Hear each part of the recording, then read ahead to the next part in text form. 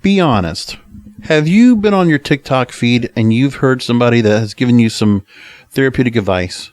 You heard somebody kind of give you some entrepreneurial counseling, or you see somebody that talks about mental health, mental talk, right?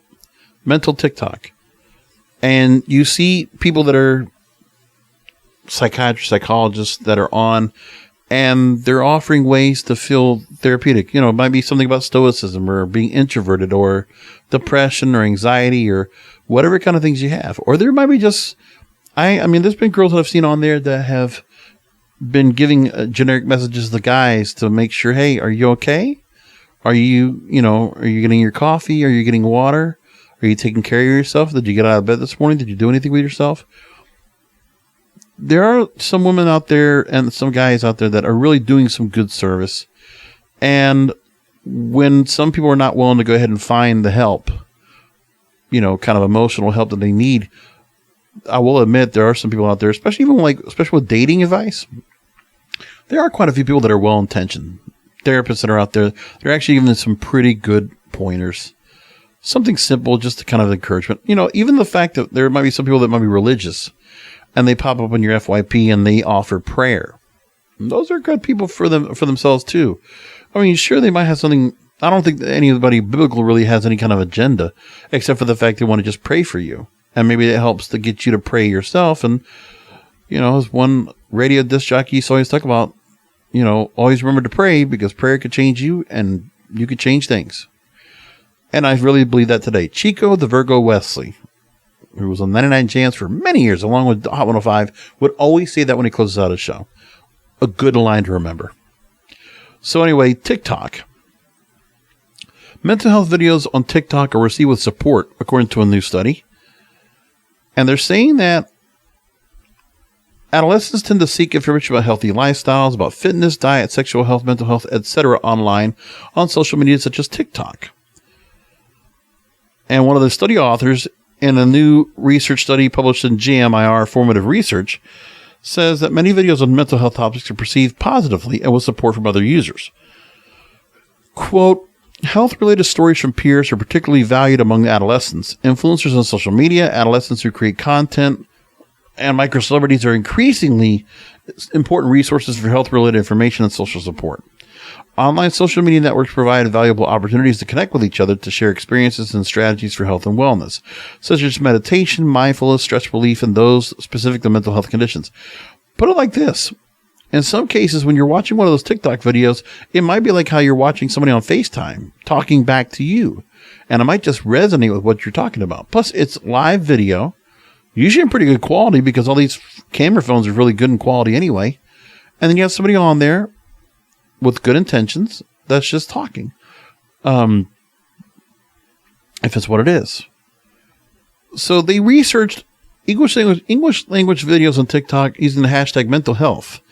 And they found a sample of the first 100 videos analyzed for content such as general mental health, anxiety, depression, interpersonal relationships, and other related categories.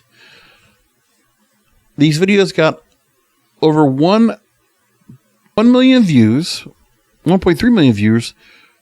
1.3 billion views, 266,000 plus likes, and 2.5. Am I right about this? 2.5 plus million views. There we go. 51% were in general mental health, 40% personal experience, followed by interpersonal relationships at 18%, and the rest were 15% of all videos. 61% offered support or validation. Mental health struggles or issues made up 49%. 20% of all the videos less were the remaining themes.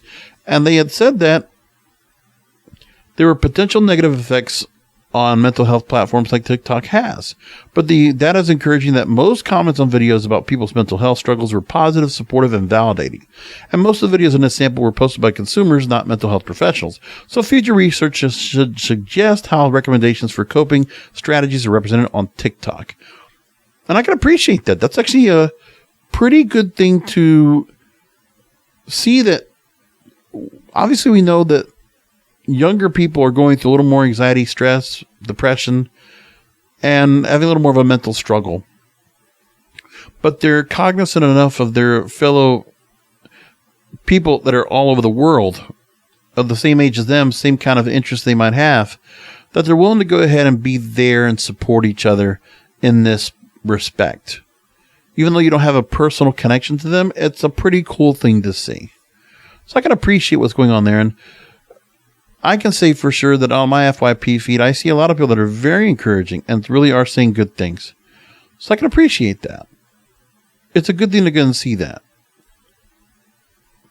One other story I want to bring up here on the show is being the target of mate poaching decreases the appeal of one's current romantic partner. This is a little side story that I thought I want to bring up here, but I want to put on its own separate episode. Just thought I'd drop this here because I want to make sure to give you a little something. If you decided to drop it on the show and not give you like a 5-minute little blurb, I'll give you a little bit more. So this is a story I got from this. And maybe when you look at what's going on here, this makes you want to go onto TikTok for some therapy sessions as well. I don't know.